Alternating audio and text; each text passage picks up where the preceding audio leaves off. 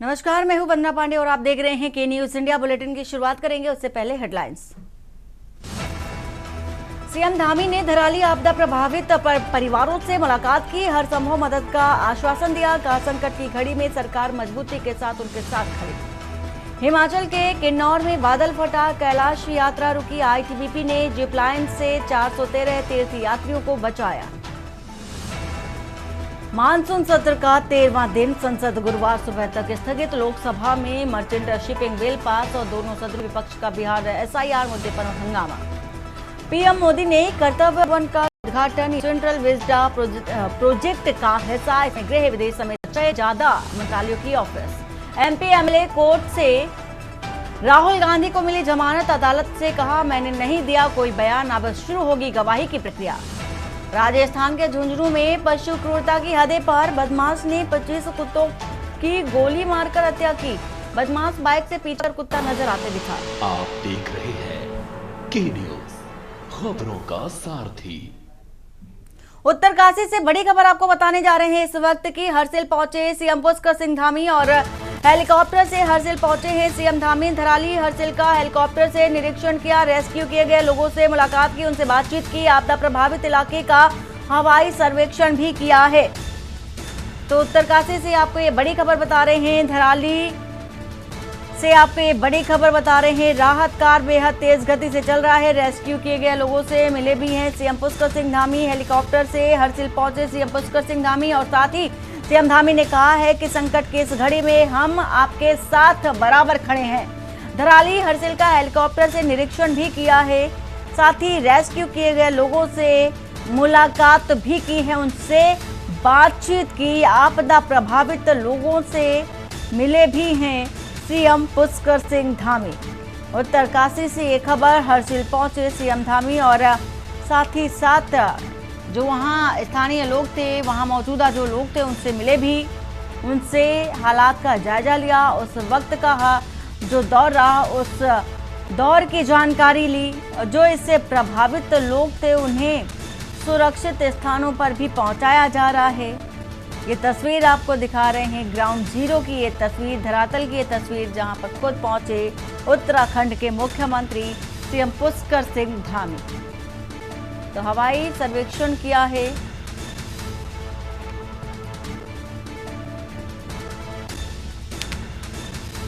तो आपदा प्रभावित इलाके का हवाई सर्वेक्षण किया सीएम पुष्कर सिंह धामी ने।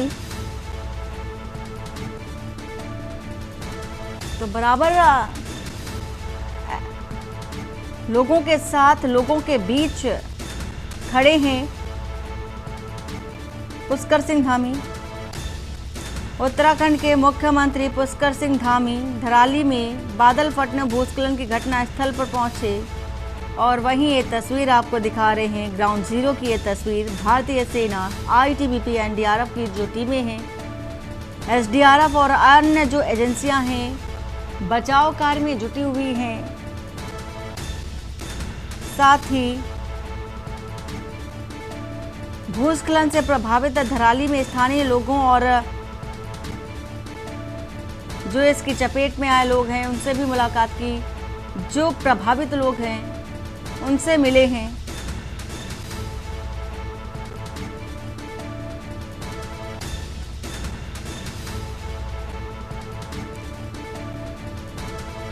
तो सीएम धामी ने इस उत्तरकाशी से आपको एक खबर बता रहे हैं। फिलहाल सीएम धामी ने मुलाकात की है, बातचीत की लोगों से। हेलीकॉप्टर से हरसिल पहुंचे सीएम धामी और साथ ही साथ आईटीबीपी के जो जवान हैं, एनडीआरएफ और एसडीआरएफ टीमों को भी इन तस्वीरों से आप देख सकते हैं कि हर चप्पे चप्पे पर अपनी निगरानी, और जो इसमें इस भूस्खलन में फंस गए थे लोग, उनको बचाने की कोशिश भी देखी जा सकती है। हरसिल पहुंचे हैं सीएम पुष्कर सिंह धामी, टीमें पूरी तरह से अलर्ट मोड पर हैं। सीएम धामी ने घटनास्थल पहुंच करके पीड़ितों से मुलाकात की। वहीं एक एक्स पर पोस्ट भी किया था सीएम पुष्कर सिंह धामी ने, जिसमें उन्होंने कहा था कि धराली में आई आपदा में प्रभावित लोगों के परिजनों से भेंट कर उनके इस संकट की जो घड़ी है उन्हें हर संभव सहायता का आश्वासन उन्होंने दिया।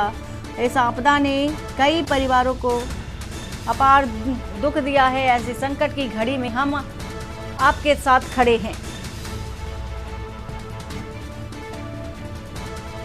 तो हर्षिल घाटी पहुंचे सीएम पुष्कर सिंह धामी।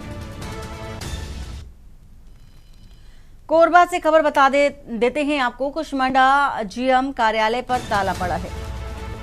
भू विस्थापितों ने जीएम कार्यालय पर लगाया है ताला और नौकरी और पुनर्वास की मांग को लेकर विरोध प्रदर्शन किया। एसईसीएल कुशमंडा खदान के खिलाफ 5 परिवारों का आक्रोश और जमीन लेने के बाद भी नौकरी नहीं देने का भी आरोप। तो भू विस्थापितों ने एसईसीएल अधिकारियों पर आरोप लगाए। जीएम कार्यालय का कामकाज ठप और अधिकारी अंदर फंसे हैं। स्थानीय प्रशासन की भूमिका पर अब सवाल उठ रहे हैं। मांग पूरी ना हुई तो बड़ा आंदोलन भी होगा, ऐसी चेतावनी है।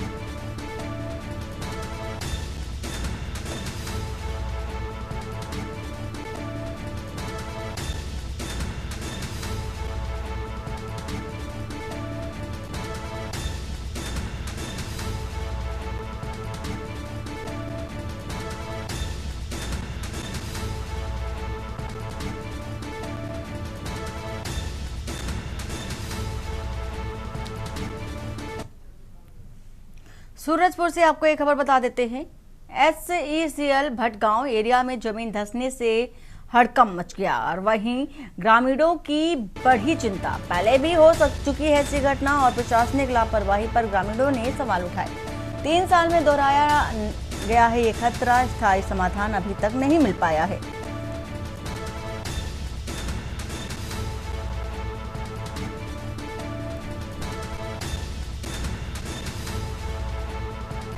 तो एसईसीएल और प्रशासन को पहले इस बात की सूचना दी गई थी, केवल आश्वासन ही मिला, कोई ठोस कदम नहीं उठाया गया। ग्रामीण भय के माहौल में रहने को अब मजबूर हैं। प्रशासन से जल्द कार्रवाई की मांग भी कर रहे हैं।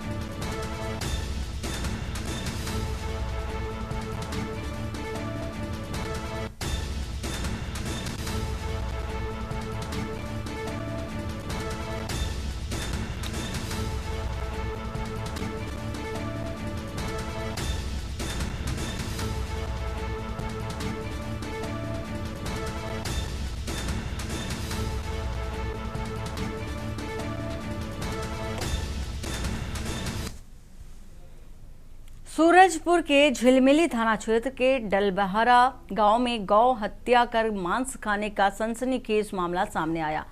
पुलिस को मिली गुप्त सूचना पर कार्रवाई करते हुए 2 आरोपियों को मौके से गिरफ्तार कर लिया गया है, जबकि 1 आरोपी फरार है। बताया गया है कि 3 युवक मिलकर गाय की हत्या कर उसका मांस पका रहे थे, फिलहाल पकाकर खा रहे थे। वहीं पुलिस फायर आरोपी की तलाश में जुटी है, मामले की जाँच कर रही है।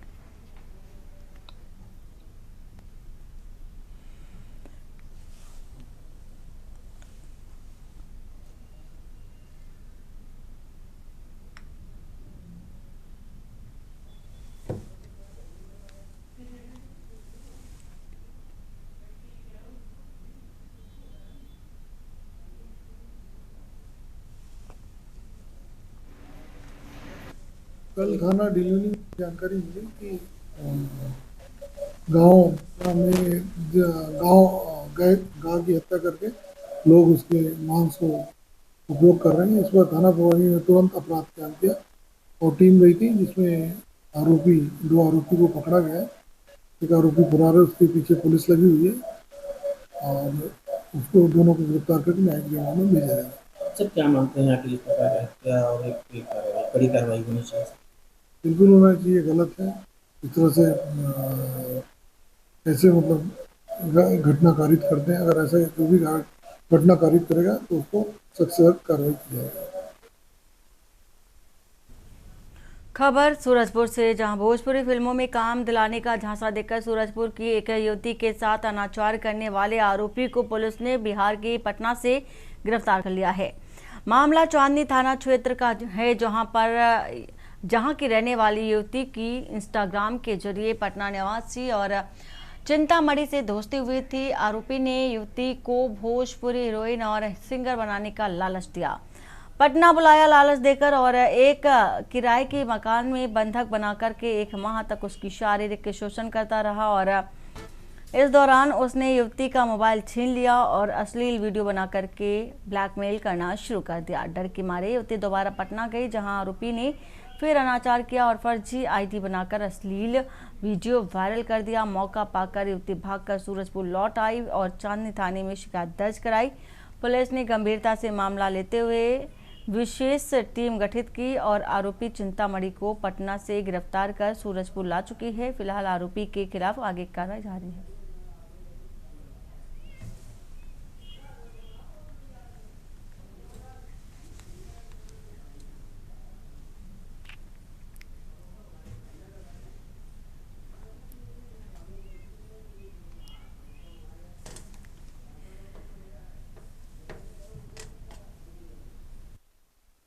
चांदनी बिहारपुर में एक पार्थिया ने रिपोर्ट किया था कि इंस्टाग्राम पे वो रील बनाती थी। इसी दौरान उसका संपर्क पटना के एक व्यक्ति से हुआ था, जिसपे उसके द्वारा बातचीत चालू हुआ और फिर वो उसको ये प्रोवोकेट किया था कि आप यहाँ आइए, आपको मैं किसी फिल्म की हीरोइन बनाऊंगी, भोजपुरी फिल्म की, और उसके अलावा आपको यहाँ पर रोजगार मिलेगा। इस संबंध में लड़की गई थी और लड़की के साथ ऐसा कुछ नहीं हुआ उसके साथ, बल्कि काफ़ी अनाचार के रूप में हुई। फिर आने के बाद दोबारा वो व्हाट्सएप और मीडिया का इनको डराना धमकाना, वायरल करना, इस सब चीज़ करने पे वो उसके द्वारा थाना चांदनी बिहारपुर में रिपोर्ट लिखाया गया था, जिस पर अपराध कायम किया गया और अपराध कायम करने के बाद एक टीम गई थी पटना से, आरोपी को पकड़ के लाई है।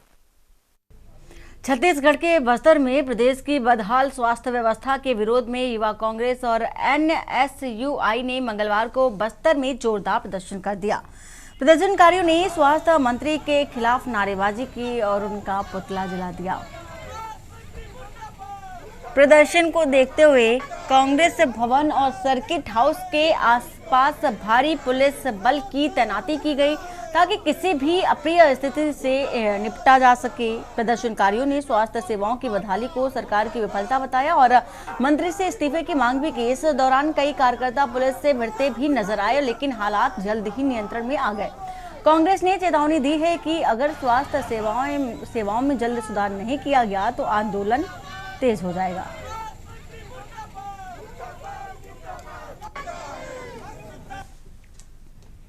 मुरैना से खबर, 5वां बटालियन में आरक्षक ने फांसी लगा ली है और वहीं 5वीं बटालियन में आरक्षक ने लगाई फांसी और सुसाइड नोट भी मिला है। पुलिस जांच में जुटी है, परिजनों को सूचना दे दी गई है। आत्महत्या के कारणों का पता लगाया जा रहा है। सिटी कोतवाली थाना क्षेत्र का है पूरा मामला।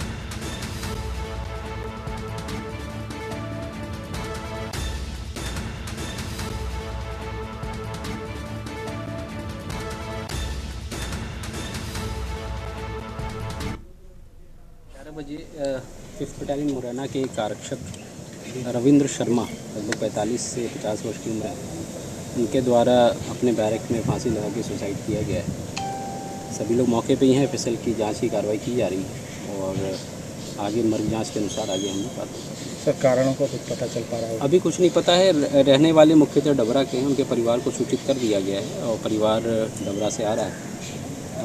वहाँ पे फिर उनका फ़ोन भी मिला है। फ़ोन हालांकि अभी लॉक, अगर फ़ोन में कुछ रहेगा तो उनके परिजनों से चर्चा करके पता। खबर डिंडौरी से, जहां स्कूल चले हम अभियान के तहत जिले के वनग्राम बघरेली की तस्वीरें चिंता बढ़ाने वाली हैं। यहां दर्जनों स्कूली छात्र छात्राएं एक छोटे ऑटो में ठूस कर प्रतिदिन 11 किलोमीटर दूर चांडा हाई स्कूल जाने को मजबूर हैं। बच्चों के माता पिता की आर्थिक स्थिति कमजोर है, जिसके चलते वे कोई सुरक्षित साधन मुहैया नहीं करा पा रहे हैं। नतीजा ये है कि मासूमों को अपनी जान जोखिम में डालकर शिक्षा हासिल करनी पड़ रही है। और इस पूरे घटनाक्रम का एक वीडियो सोशल मीडिया पर वायरल हो रहा है, जिसमें बच्चों को खचाखच भरे ऑटो में यात्रा करते देखा जा सकता है। हालांकि के न्यूज़ इस वायरल वीडियो की पुष्टि नहीं करता। अब सवाल उठता है कि क्या शासन प्रशासन को इन मासूमों की जिंदगी से जुड़ी इस गंभीर समस्या की सुध लेनी चाहिए।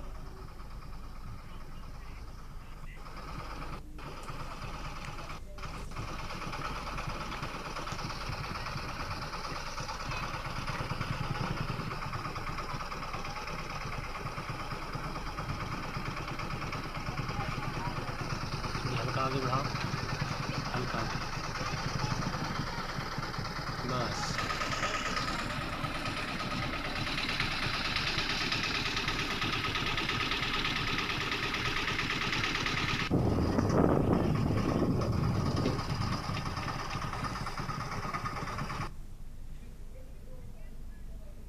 फरीदाबाद से खबर, ओयो संचालिका की ट्रैफिक पुलिसकर्मी से मारपीट, चप्पलों से पिटाई का वीडियो सोशल मीडिया पर हो रहा है वायरल। और इसी के साथ ही मामूली विवाद पर हुई पुलिसकर्मी से पिटाई और साथ ही पुलिसकर्मी ने पूरी घटना का सच बताया। पिटाई के बाद दोनों पक्षों के बीच समझौता भी करा लिया गया।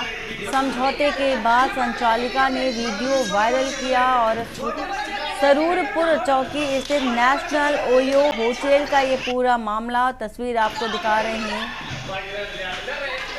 चप्पलों से पिटाई की।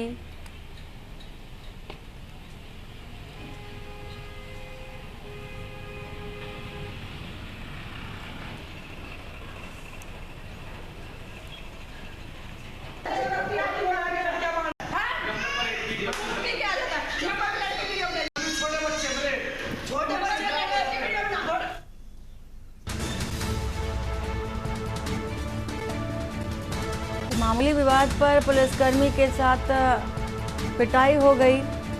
साथ ही पुलिसकर्मी ने पूरी घटना का सच बताया है।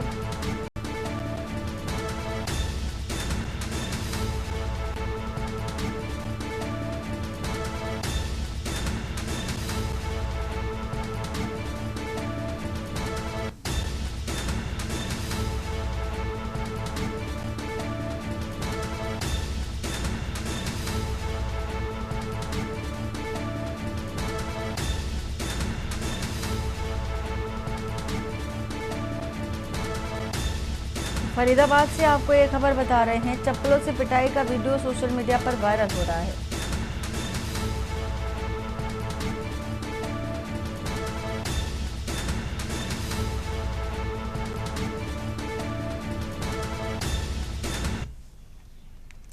और वहीं मोहाली के औद्योगिक क्षेत्र फेज 9 में ऑक्सीजन सिलेंडर फटने से बड़ा हादसा हो गया है। विस्फोट में 2 लोगों की मौत बताई जा रही है और कई गंभीर रूप से घायल है। धमाके की आवाज इतनी तेज थी कि आसपास के घरों की दीवारें भी हिल गईं। घटना की सूचना मिलते ही पुलिस और जिला प्रशासन के अधिकारी तुरंत मौके पर पहुंचे। घायलों को अस्पताल में भर्ती कराया गया है। विस्फोट के कारणों की जांच फिलहाल जारी है। तस्वीर आपको दिखा रहे हैं, बहुत ही भयानक ये मंजर मोहाली का सिलेंडर फटने से, ऑक्सीजन सिलेंडर फटने से हादसा हुआ है। 2 लोगों की जानें चली गई हैं। तो हादसे में 2 की मौत हुई है, कई लोग घायल बताए जा रहे हैं और घायलों को भर्ती कराया गया है। बेसिकली ऑक्सीजन फैक्ट्री है हाईटेक जैसे ਤੇ ਉਹਦੇ ਤੇ ਅੱਜ ਆਕਸੀਜਨ ਸਿਲੰਡਰ ਦਾ ਬਲਾਸਟ ਹੋਇਆ ਹੈ। ਬਲਾਸਟ ਹੋਣ ਤੋਂ ਬਾਅਦ ਇਹਦੇ 2 ਕੈਜੂਅਲਟੀਜ਼ ਹੋਈਆਂ ਹੈ। ਕਿੰਨੇ ਜਣੇ ਜ਼ਖਮੀ ਦੱਸੇ ਆ? 2-4 ਜਣੇ ਜ਼ਖਮੀ ਵੀ ਹੈ। ਉਹਨਾਂ ਨੂੰ ਕਾਰਨ ਕੀ ਰਿਹਾ ਇਹ ਅਜੇ ਇਹ ਪ੍ਰੀਲਿਮਿਨਰੀ ਉਹ ਹੈ। ਅਸੀਂ ਤੁਹਾਨੂੰ ਸਾਰੀ ਇਹਦੀ ਡਿਟੇਲਿੰਗ ਤੁਹਾਨੂੰ ਬਾਅਦ ਚ ਦੱਸ ਦਿੰਦੇ। ਇਹ ਤੇ ਬੇਸਿਕਲੀ ਇਹ ਫੈਕਟਰੀ ਦੇ ਵਿੱਚ ਆਕਸੀਜਨ ਸਿਲੰਡਰ ਭਰਦੇ ਹਾਂਜੀ। ਤੇ ਸਰ ਇਹਨਾਂ ਕੋਲ ਐਸੀ ਪਰਮਿਸ਼ਨ ਹੈਗੀ ਸੀ ਇਹਨਾਂ ਕੋਲ ਜਿਹੜੀ ਕਿ ਫਾਇਰ ਕੀ ਐਨਓਸੀ ਵਗੈਰਾ ਜਿਹੜੀ ਜਾਰੀ ਹੁੰਦੀ ਹੈ? ਹਾਂ ਉਹ ਸਾਰੀਆਂ ਅਸੀਂ ਹੁਣ ਇਹਦੇ ਅਸੀਂ ਅਜੇ ਇਹਨਾਂ ਨੂੰ ਮੂਵ ਕਰ ਰਹੇ ਹਾਂ ਜਿਹੜੇ ਕੈਜੂਅਲਟੀਜ਼ ਹੋਈਆਂ ਤੇ ਉਹਨਾਂ ਨੂੰ ਪੇਸ਼ੈਂਟਸ ਨੂੰ ਭੇਜਿਆ ਹੈ। ਅੱਜ ਨਾ ਹਾਈਟੈਕ ਇੰਡਸਟਰੀਜ਼ ਨੇ ਜਿੱਥੇ ਆਕਸੀਜਨ ਸਿਲੰਡਰਸ ਦੀ ਭਰਿਆ ਜਾਂਦਾ ਹੈ ਉੱਥੇ ਆਕਸੀਜਨ ਸਿਲੰਡਰ ਬਲਾਸਟ ਹੋ ਗਈ ਜਿਹਦੇ ਕਰਕੇ 2 ਕੈਜੂਅਲਟੀਜ਼ ਹੋਈਆਂ ਨੇ ਤੇ 3 to 4 ਇੰਜਰਡ ਪੇਸ਼ੈਂਟਸ ਨੇ। ਇੰਜਰਡ ਪੇਸ਼ੈਂਟਸ ਨੂੰ ਤਾਂ ਅਸੀਂ ਹਸਪੀਟਲ ਭੇਜ ਦਿੱਤਾ ਹੈਗਾ ਤੇ ਜਿਹੜੀ ਕੈਜੂਅਲਟੀਜ਼ ਨੇ ਉਹਨਾਂ ਨੂੰ ਪੋਸਟਮਾਰਟਮ ਲਈ ਭੇਜ ਰਹੇ ਹਾਂ ਜੀ। ਕਾਰਨ ਕੀ ਹੈ ਮੈਮ?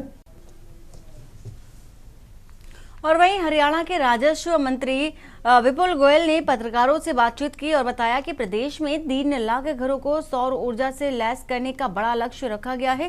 उन्होंने बताया कि राजस्व विभाग के कार्यालय भी सौर ऊर्जा का उपयोग कर परंपरागत बिजली की बचत करेंगे। विपुल गोयल ने कहा कि केंद्र और प्रदेश सरकार मिलकर लोगों को सौर ऊर्जा के प्रति जागरूक कर रही है और राजस्व मंत्री ने विपक्ष को मुद्दा विहीन बताते हुए कहा है कि वे केवल कलेक्टर रेट पर राजनीति कर रहे हैं। उन्होंने स्पष्ट किया कि कलेक्टर रेट बढ़ाने से आम जनता और किसानों दोनों को लाभ होगा। साथ ही विपक्ष की आलोचना करते हुए कहा कि उनकी राजनीति जनता के हित में नहीं है। देखिए देश के अंदर सौर ऊर्जा पर जो है इस पूरे पावर सिस्टम को चेंज करने का जो अभियान पूरे देश के अंदर चल रहा है, चाहे यहाँ पर घरों के अंदर भी 3 लाख जो हमने संकल्प लिया है 3 लाख घरों के ऊपर सौर ऊर्जा लगाएंगे, उसी तरीके से यूएलबी डिपार्टमेंट और रेवेन्यू डिपार्टमेंट के जितने भी ऑफिसेज हैं उन पर डिस्ट्रिक्ट्स के अंदर सभी पर सौर ऊर्जा संयंत्र लगाकर इसको रिन्यूएबल एनर्जी में परिवर्तित करने का काम जल्द शुरू होगा। और जितने भी जो लोग हैं मैं लोगों से भी आह्वान करूंगा कि सौर ऊर्जा को ज़रूर अपने अपने घरों में, चाहे उनका 10 किलो वाट का कनेक्शन है, 2 किलो 3 किलो 4 किलो 5 किलो कुछ ना कुछ जितनी भी जगह हो उसे सौर ऊर्जा पर ज़रूर परिवर्तित। और वक्त हो चला एक छोटे से ब्रेक का। ब्रेक के बाद जल्द हाजिर होते हैं। आप देख रहे हैं के न्यूज़, खबरों का सारथी। ब्रेक का स्वागत है। भागलपुर से है खबर। कहलगांव से भाजपा विधायक पवन यादव का एक वीडियो सोशल मीडिया पर वायरल हो रहा है। वीडियो में विधायक एक युवक की मोटरसाइकिल पर 3रे नंबर पर सवार दिख रहे हैं, जबकि बाइक पर 3 लोग बिना हेलमेट सवारी कर रहे हैं और इस पर सवाल उठ रहे हैं कि आम आदमी का बिना हेलमेट के चालान कटता है तो विधायक का क्यों नहीं कट रहा। वायरल वीडियो है। वीडियो में युवक ने कहा कि रोड की खराब स्थिति के कारण यह हुआ है। विधायक भी स्वीकार किया कि बार बार संवेदक को सड़क की स्थिति ठीक करने के लिए कहा गया लेकिन सुधार नहीं हुआ। उन्होंने बताया कि कोर्ट जाना था इसलिए बाइक पर सवार हुए। घटना के समय विधायक जाम में फंसे थे और घोघा से आगे नहीं बढ़ पाए, तभी वे युवक के पीछे बैठकर सवारी करते हुए नजर आए। वीडियो चर्चा का विषय बना हुआ है। तो आज ये परेशानी का घर नहीं होता, ठीक है ना। इसलिए ये संवेदक को फिर से कह रहे हैं कि आप काम बढ़िया से लगाइए, ठीक है ना। बन पाया और हम लोग जाम में फंसे हुए हैं और जरूरी काम विधायक जी को कोर्ट जाना था और इस वजह से जाम में फंसे हुए। क्या कुछ कहिएगा विधायक जी, बताइए। देखिए भाई, ये संवेदक जो है इसको हम लोगों ने 2 साल से कहे हैं यहाँ पुल पुलिया है पहले उसको आपने बना दो, लेकिन ये। और साहेबगंज के तालझारी थाना क्षेत्र के दुधकोल गांव में जमीन विवाद के चलते एक ही परिवार के 3 लोगों की धारदार हथियार से हत्या कर दी गई। घटना की सूचना पाते ही थाना प्रभारी नितेश पांडे अपने दल बल के साथ मौके पर पहुंचकर जांच में जुट गए। आरोपी बजल हेम्ब्रब ने खुद को पुलिस के सामने सरेंडर कर दिया। इस दर्दनाक घटना के बाद पूरे गांव में मातम छा गया। पुलिस मामले की तहकीकात में जुटी है।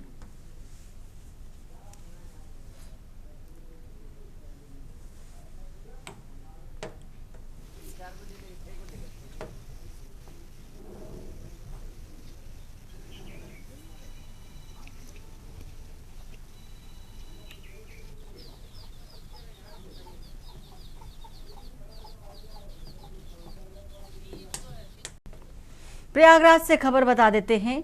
समाजवादियों ने विवादित पोस्टर लगाया है और वहीं समाजवादी छात्र सभा कार्यकर्ताओं ने विवादित पोस्टर लगाया। बीजेपी के नेताओं को गुमशुदा नेता बताया है।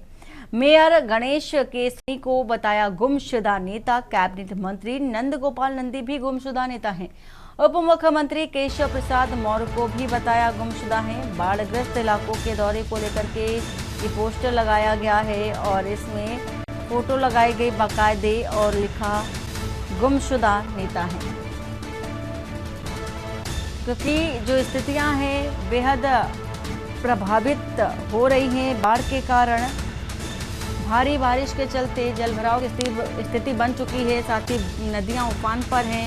बाढ़ की स्थिति से गुजर रहे लोगों ने ये पोस्टर लगाया है।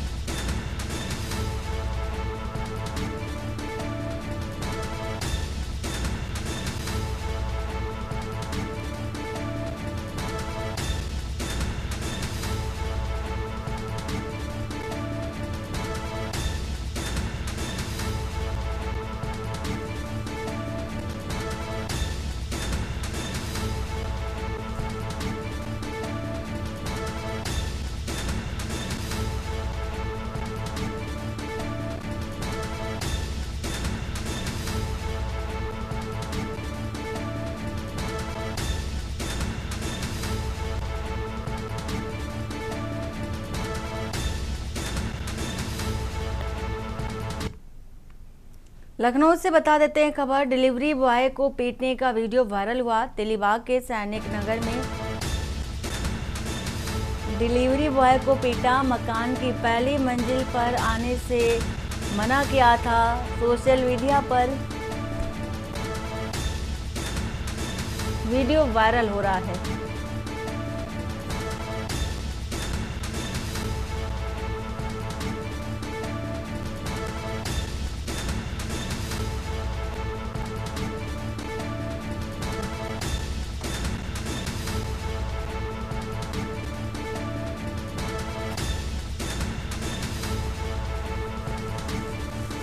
तो ये तस्वीर आपको दिखा रहे हैं, सोशल मीडिया पर वायरल हो रही है ये तस्वीर और डिलीवरी बॉय की पिटाई का वीडियो सोशल मीडिया पर वायरल। लखनऊ से ये खबर आपको बता रहे हैं। डिलीवरी बॉय को पीटने का वीडियो सोशल मीडिया पर वायरल हो रहा है। तेलीबाग के सैनिक चौराहे का ये वीडियो मकान की पहली मंजिल पर आने से मना किया था, जिसको लेकर के पिटाई कर दी गई।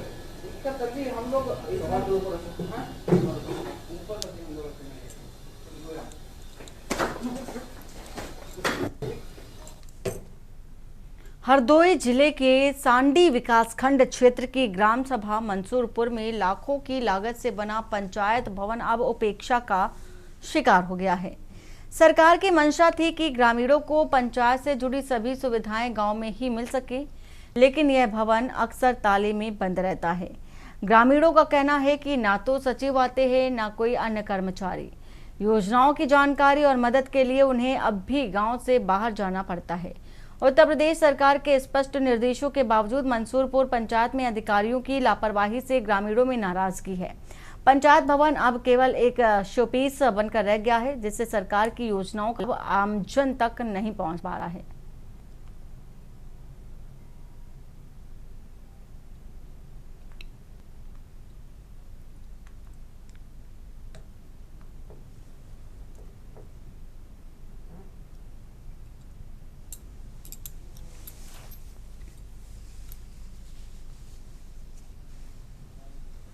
जब से बनाए धीरे धीरे बनता रहा, बहुत दिन तक बनता रहा। बनने के बाद में तब से इसमें ताला लगा है और न कोई आता न जाता, कुछ नहीं करता है। पंचायत भवन की क्या स्थिति है? पंचायत हो नहीं जाता। जैसे 3-4 साल में बनो, अब लेटरिन में प्लास्टर भवन अभी थोड़े दिन हुए। तो वहाँ कोई बैठता है या नहीं? कोई नहीं बैठता, कोई नहीं। तो वो लोग कहाँ रहते हैं? वो लोग अपने घर पर बैठते हैं, यहाँ कोई नहीं बैठता।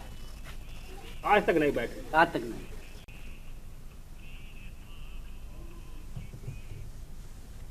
कासगंज से खबर। जनपद के सोरो कोतवाली क्षेत्र में मथुरा बरेली हाईवे पर गोराहा चौकी के पास एक तेज रफ्तार और अनियंत्रित ट्रक ने कावड़ियों से भरी जुगाड़ को पीछे से जोरदार टक्कर मार दी। हादसे में 17 कांवड़िए घायल हो गए, जिनमें से 4 की हालत बेहद गंभीर बताई जा रही है। घायलों को जिला अस्पताल में भर्ती कराया गया, जहां से 4 गंभीर रूप से घायल कांवड़ियों को आगरा रेफर किया गया। घटना की सूचना मिलते ही डीएम और एसपी अस्पताल पहुंचे, घायलों का हालचाल भी जाना है।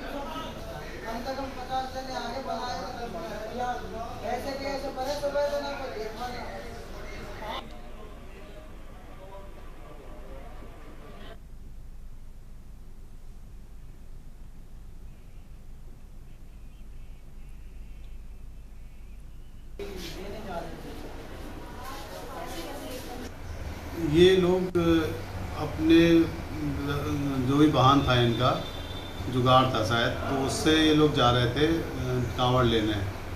तो गोरा बाईपास के पास में इनको किसी ट्रक ने मार दिया है।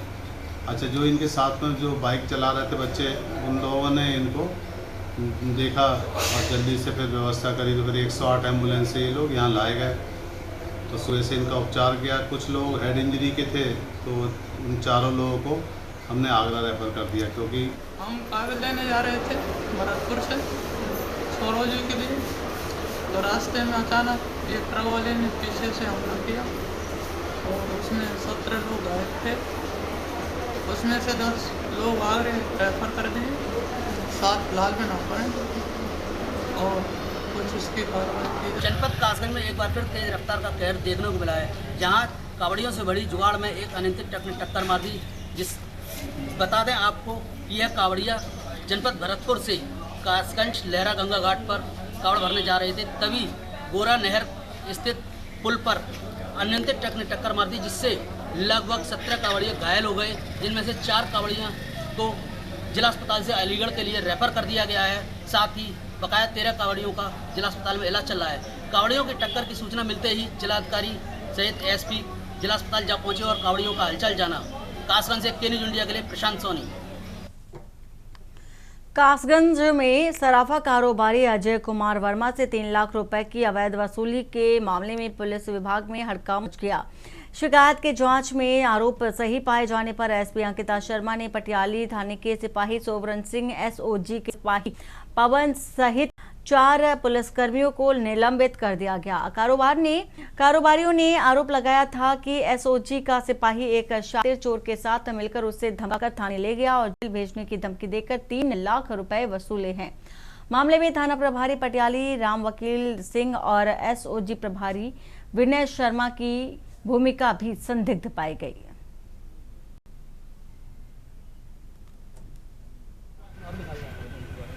लगभग 2 सप्ताह पहले क्राइम ब्रांच की टीम और थाना पटियाली की पुलिस ने एक शातिर नकबजन जेपी उर्फ जयप्रकाश को गिरफ्तार किया था, जिसकी निशानदेही पर जनपद की कई घटनाओं का नकबजनी की घटनाओं के चोरी का सामान बरामद हुआ था। उस बरामदगी क्रम में थाना क्षेत्र सहावर के निवासी अजय वर्मा, उनके यहाँ से भी चोरी के जेवर बरामद हुए थे, जिसमें पुलिस ने उन्हें पकड़ के ले गई थी। बाद में अजय वर्मा ने वरिष्ठ अधिकारियों को एक शिकायत किया कि थाना पटियाली के एक आरक्षी और क्राइम ब्रांच के एक आरक्षी ने उनसे छोड़ने के एवज में 3 लाख रुपए लिए, जिसकी पुलिस अधीक्षक महोदय द्वारा गोपनीय रूप से जांच कराए जाने पर प्रथम दृष्टया आरोप सही पाए गए थे।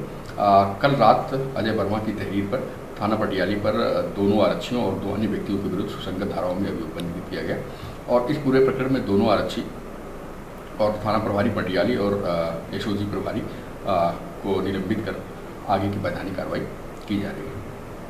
जनपद कासगंज में एसपी अंकिता शर्मा ने 4 पुलिसकर्मियों को रिश्वत लेने के आरोप में निलंबित किया है, जिनमें एसओजी प्रभारी सहित पटियाली कोतवाली प्रभारी और 2 आरक्षी भी शामिल हैं। आपको बता दें कि सावर थाना क्षेत्र के एक सर्राफा व्यापारी ने एसपी अंकिता शर्मा व उच्च अधिकारियों को एक शिकायत की थी, जिसमें उसको 3 लाख रुपए लेकर रिश्वत लेकर छोड़ने का आरोप लगाया था, जिसकी गोपनीय जांच की गई। जांच के दौरान यह चारों आरोपी साबित हुए और इन लोगों को निलंबित कर दिया गया है। साथ ही दोनों आरक्षियों के खिलाफ पटियाली थाने में मामला दर्ज भी किया गया है। कासगंज से के न्यूज़ इंडिया के लिए प्रशांत सोनी।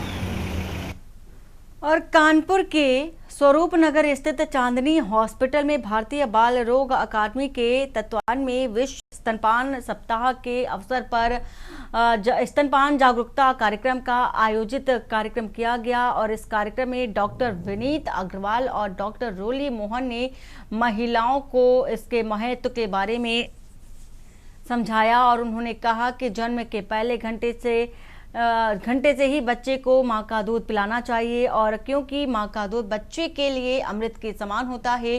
डॉक्टर अमितेश यादव ने बताया कि जन्म के पहले 48 घंटों में निकलने वाला कोलेस्ट्रम नवजात के लिए पहला टीकाकरण होता है और यह संक्रमण से बचाव करता है।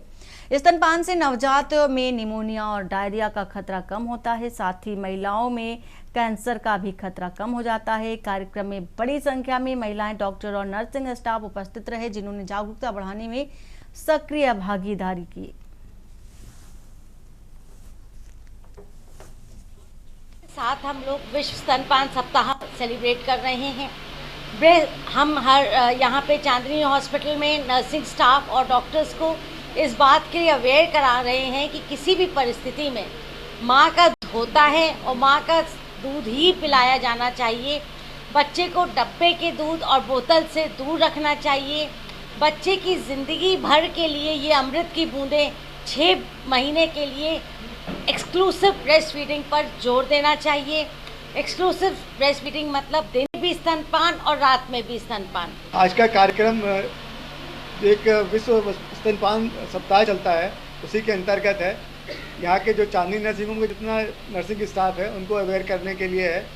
ये खुद भी समझें और जाके अपने पेशेंट्स को जो भी मदर्स हैं उनको समझाएं कि माँ का दूध ही सर्वोत्तम है। कितनी भी दिक्कत हो माँ का ही दूध पिलाना है। कोशिश करें माँ का दूध जरूर होगा।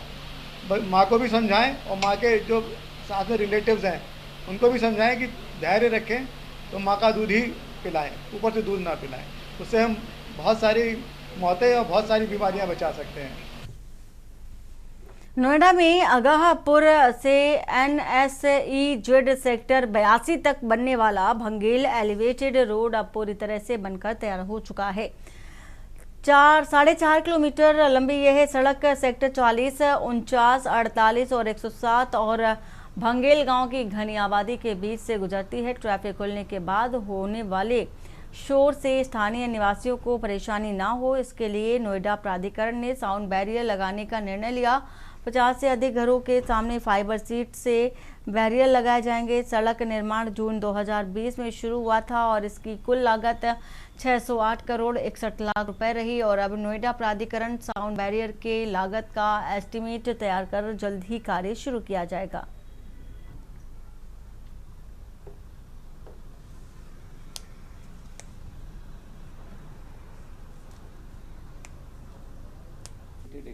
रोड जो है ऑलमोस्ट कंप्लीट हो गया है। बस अप्रोच रोड का फिनिशिंग पेंडिंग है। वहाँ पर पूरा एलिवेटेड एक्सप्रेस वे बहुत नज़दीक चलते हैं। वहाँ पर जितने भी गांव है वहाँ पर मकान है, तो वहाँ पर साउंड हम लोगों को लगाना पड़ेगा। अभी कुछ जगह जहाँ पर मकान बहुत नज़दीक आ चुके हैं वहाँ पर 200 मीटर का हम लोग साउंड प्रूफ लगा रहे हैं। बाकी पूरा एक्सप्रेस में जल्दी हम लगा देंगे। Thank you sir. और यूपी के बलिया में पुल के उद्घाटन से नाराज हुए मंत्री ने PWD के अधिशासी अभियंता को जमकर फटकार लगाई। दरअसल बलिया में NH 31 पर कटहल नाले पर एक पुल बनाया जा रहा था जिसका उद्घाटन बिना मंत्री की जानकारी के कर दिया गया। बस इसी बात से नाराज होकर मंत्री जी ने अधिशासी अभियंता की क्लास लगा दी। अधिशासी अभियंता की जमकर क्लास लगते ही यूपी सरकार के परिवहन मंत्री दयाशंकर सिंह हैं जो कि NH 31 पर कटहल नाले पर नवनिर्मित पुल का उद्घाटन न करने से नाराज हैं। मंत्री का कहना है कि बिना जानकारी दिए और क्लियरेंस के ही उद्घाटन कर दिया गया। पूरा PWD के किसी के इशारे पर काम कर रहा है और उसी के यहाँ दरबार भी लगाया जाता है।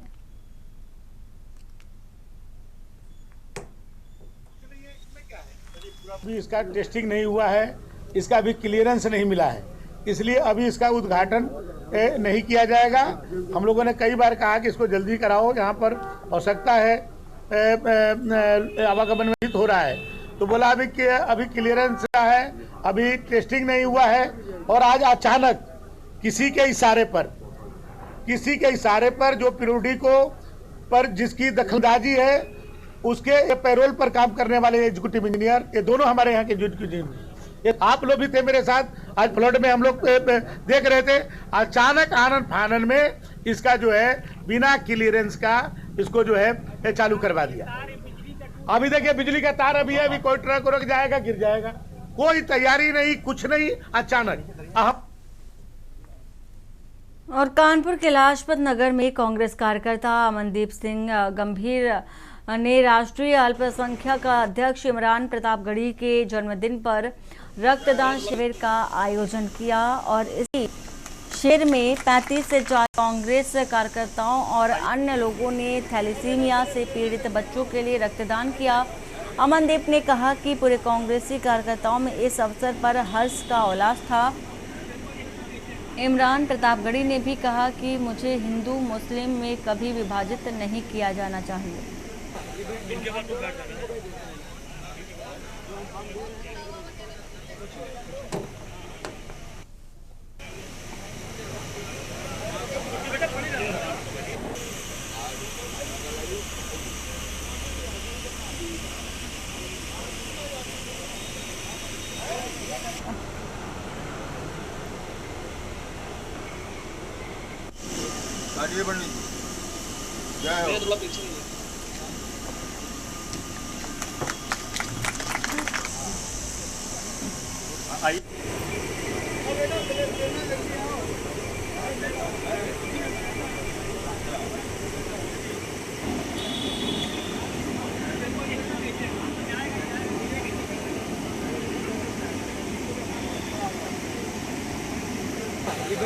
तो बैठ जाना है।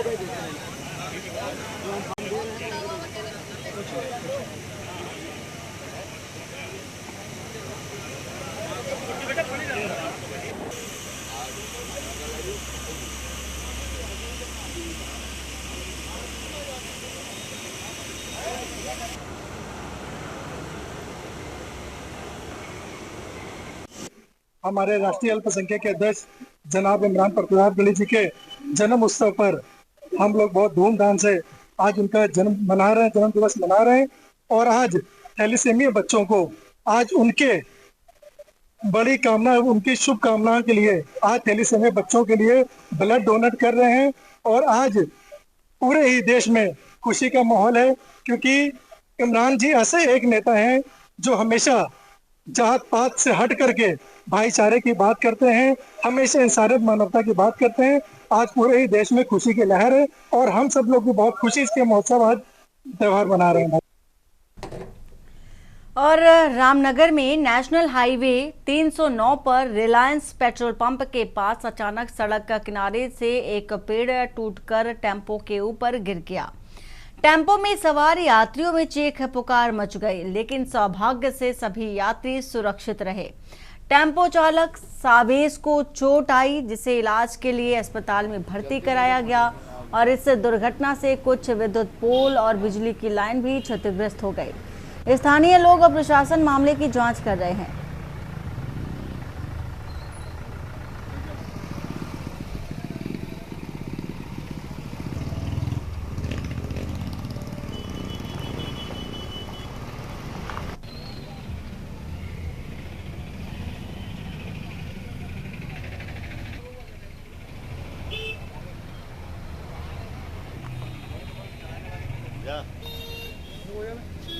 पूरा मामला यह है सर कि टांडे की साइड से ही आ रहा था, 2 सवारी टेम्पो के अंदर थी और करीब 9:30-10 बजे का टाइम था। अचानक ही जो है पेड़ जो है टेम्पो की आगे की साइड में जो है गिर गया। उससे जो है ड्राइवर के चोट लगी है, ड्राइवर के कंधे में चोट है और सवारियों के खैर चोट नहीं है ज़्यादा।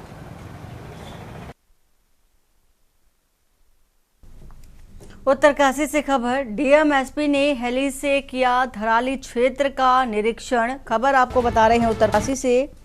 खाद्य स्वास्थ्य सेवाओं का प्रशासन ने इंतजाम किया। राहत और बचाव कार्यों को लेकर सरकार सतर्क है। प्राकृतिक आपदा प्रभावित क्षेत्रों में सहायता कार्य फिलहाल जारी है।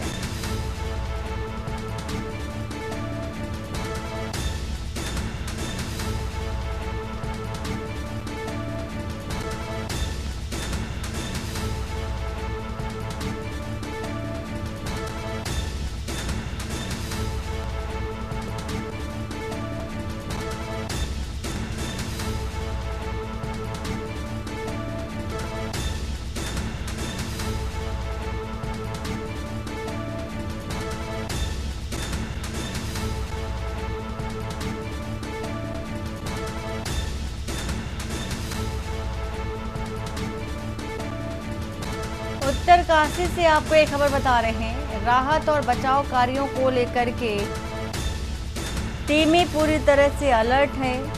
प्राकृतिक आपदा को लेकर प्रभावित लोगों से सीएम धामी ने भी मुलाकात की, लगातार अपडेट ले रहे हैं और वहीं खाद्य सामग्री लोगों के पास पहुंचाई जा रही है। हेली सेवाओं के द्वारा और राहत एवं बचाव कार्यों को लेकर के सरकार पूरी तरह से सतर्क मोड पर नजर आ रही है। प्राकृतिक आपदा प्रभावित क्षेत्रों में सहायता कार्य जारी है, तो कई टीमें लगी हुई हैं, रेस्क्यू ऑपरेशन जारी है।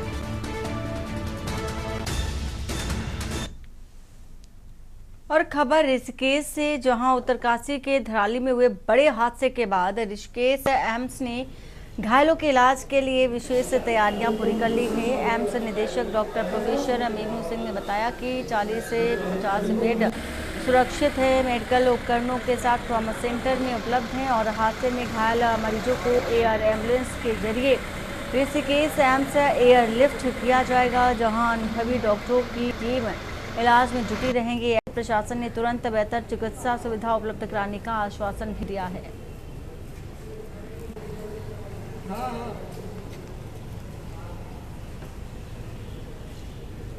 जी, धराली में जो हादसा हुआ है वो बहुत ही एक दुर्भाग्यपूर्ण घटना है, जिसके लिए एम्स ऋषिकेश पूरी तरह से तैयार है। हमें ये बताया गया है कि जो भी मरीज वहाँ से रेस्क्यू करके लाए जाएंगे उनको हम एडमिट करें और अगर सीरियस कंडीशन में होंगे तो उनको उनकी सीरियसनेस के हिसाब से उनका ट्रीटमेंट किया जाएगा।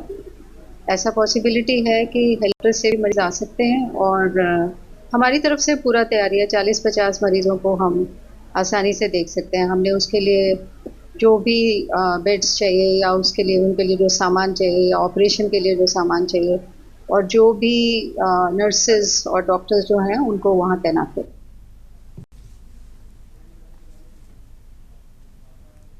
और खबर विकासनगर से, जहां प्रदेश में लगातार बरसात का कहर बना हुआ है, जिससे मैदानी क्षेत्रों की नदियां भी उफान पर हैं। खास विकासनगर में यमुना और टॉन नदियां अपने खतरे के निशान से ऊपर बह रही हैं।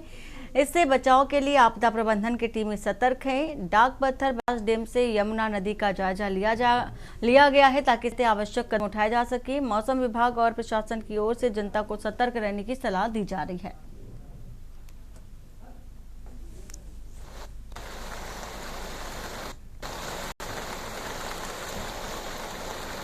प्रदेश भर में बरसात का तांडव लगातार जारी है। कल भी एक खौफनाक मंजर उत्तरकाशी को मिला था। इसका सीधा असर अब मैदानी क्षेत्रों में भी देखने को मिल रहा है।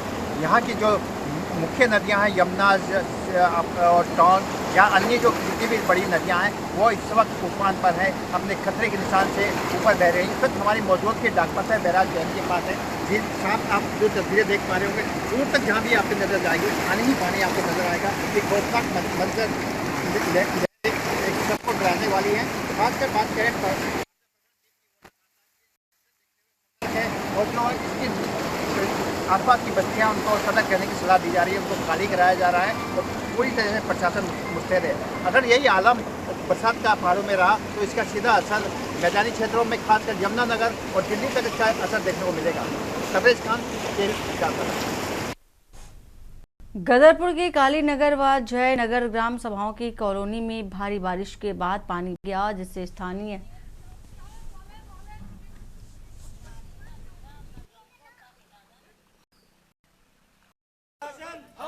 तरह से बाधित हो गया है और कॉलोनी में पानी की निकासी न होने के कारण मकानों में जल भरा हुआ है।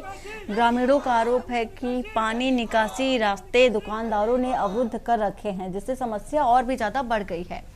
कॉलोनी प्रशासन के खिलाफ नारेबाजी की है और जल निकासी व्यवस्था पर जल्द बहाल करने की मांग की है।